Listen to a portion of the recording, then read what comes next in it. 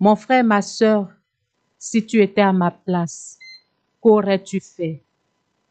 J'ai lu la désolation dans le visage de ces médecins. L'un était en larmes. Et après avoir crié Jésus, il s'est mis dans un petit coin de la pièce. Et c'est la sœur qui m'a accompagnée à l'hôpital qui allait vers le médecin pour lui dire courage.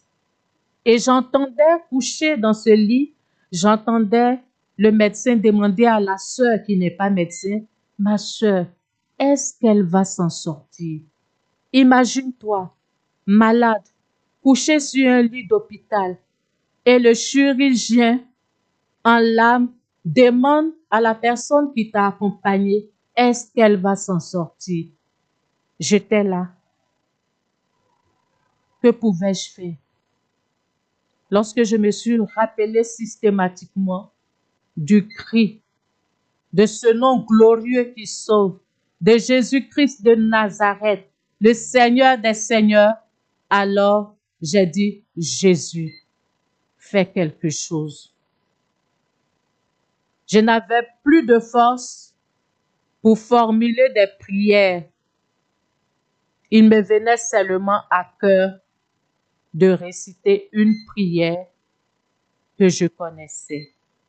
Il s'agissait de l'Ave Maria. Alors je me suis mise à réciter un Ave Maria, un deuxième, un troisième, ainsi de suite. En ce moment précis, je n'entendais plus ce que les médecins disaient parce que j'étais dans une autre dimension.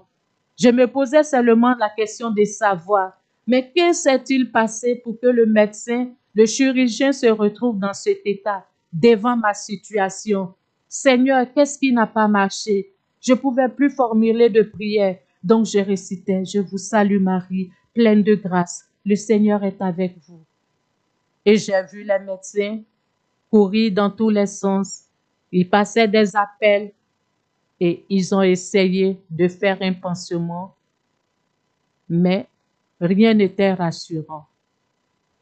Et ils m'ont dit que je serais réopérée. J'ai subi encore plusieurs autres interventions chirurgicales parce que ils avaient commis une erreur. Il y avait une erreur médicale qui était encore plus compliquée que ce pourquoi j'avais été opérée. Ils n'ont pas réussi à réparer cette erreur.